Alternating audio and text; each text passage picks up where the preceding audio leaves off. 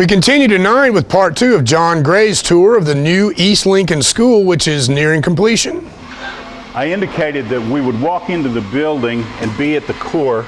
So as I look back here, I'm in the library. I've got the main entrance in front of me.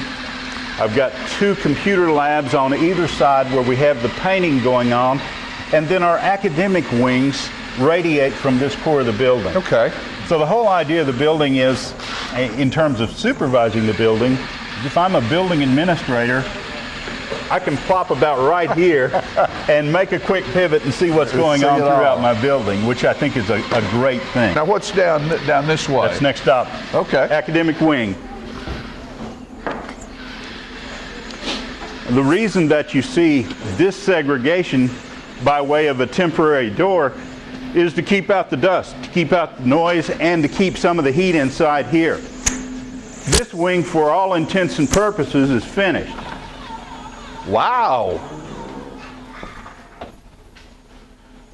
What we have to accomplish here to call this finished is hang doors, put down flooring. This is a typical classroom. This classroom is it's a good sized room. Yeah, it's great in terms of size. It's great in terms of natural lighting. One of the challenges we really had with the old East Lincoln building was the fact that there weren't any windows. Well, there were. There were, and then there weren't. Yes, yes. So we've got some great natural lighting that takes place. Then the artificial light that is added is artificial light that's responsive to the natural light. Right. So as we have more light coming in from the outside, these lights will dim by themselves. Wow. Furthermore, energy savings. Yeah, absolutely. So we know that a lot of energy savings is habit-based, but we also know that a lot of folks won't flip the switch. No. This will flip the switch for us. Furthermore, as you look up at the top, you see a gray sock. That gray sock is the actual ductwork. So instead of seeing ductwork in the walls, ductwork anywhere else, that is the ductwork that provides both the heating and the cooling for the building. If we have challenges with contaminants of some sort, we go up to the top of the ductwork, we unzip it, we take the ductwork down and we throw it in a washing machine. If we decide, you know, that gray is not the color we're in love with, let's change colors, we throw it in the washing machine with some dye.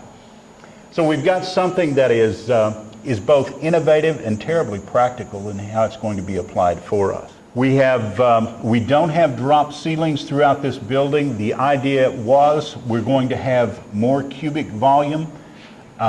There's a tremendous amount of insulation in the roof system itself. Sure. Oh, yeah. So we're in a situation that we felt that a suspended ceiling would just be an additional cost and not something that would add to the value of what we're dealing with in the classroom. I noticed there's a door here. Do most of the classrooms have an adjoining door, or is this just an oddity? No, great observation. One of the things that our teachers talked about early was the fact that sometimes I have a child get sick, sometimes I have a child with a problem, I need to address that, and invariably I go next door to the teacher and say, please keep an eye on my class. Well, while that's something that everybody wants to accomplish, you literally have to walk from this door out in the hall and leave your own class. So we thought there's got to be something that works a little better, and that something that works a little better is put a door in between the two, open the door, and when I'm asked to watch this class, I can stand right here and I've got a good field of vision on both classrooms. Right. Great concept. From a technology perspective, we wanted to construct something that didn't serve us only for this year, but we wanted something with capacity to grow significantly. We are wired with Cat 6 throughout the building, which is pretty much state-of-the-art today in technology. And above that ceiling tile, we have a technology tray. So we've got a tray that's probably 18 inches wide, and within that tray, we run all of our technology throughout the building. Each teacher will have a projector. Each teacher will have his or her computer that operates the classroom, and then 8 standalone units in the classroom. So we are looking at something that will provide for learning stations. If a teacher wants half the class doing something here and the other half on computers, we've got capacity to make that happen. As we think about making contact with the office. Intercom contact will be available in any classroom. So we've got cutting edge technology. If you're teaching school here, challenge in your classroom, a sick child, you pick up the intercom and you've got help coming. Okay. I've noticed we're passing by, obviously, a restroom area Yes, right sir. here.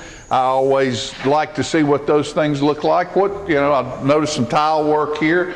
And the lights automatically come on. Absolutely. When you walk in, which is super. Is this male, female? What we're looking at is in my business, what is called a gang restroom, which is one bank of restrooms per wing for male and female, except for our youngest children. Okay. Our youngest children and some of our handicapped population, we have some restrooms in the classrooms. Okay. But in the gang facilities, we're looking at something that we want easy to maintain. So you start with floor drains. You see the floor or the ceiling tile is different. Right. That Yeah, tile is it's different, so I can hose that down should I need to. Now, do you have both? You have a male on one side, Male female on one the side, other female here, on the other. And then joint. Joint water closet right here to clean your hands. Right. Yeah.